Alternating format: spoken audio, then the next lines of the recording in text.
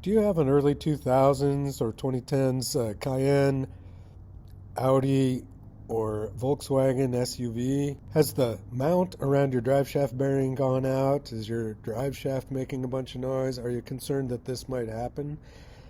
Here's a quick fix that I came up with.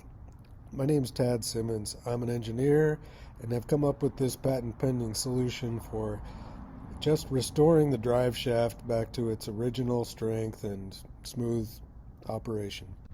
Just get my kit and remove the bad rubber that's disintegrated and get it fairly, just remove most of the rubber and then put in some of this mastic tape that adheres to the bearing and the bushing part that you're going to put in.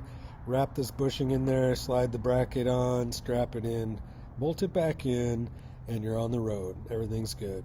So go ahead and click below. You can go to my Etsy shop, and there are more detailed instructions on how it fits in there and how to do it. And hope you enjoy. Thanks.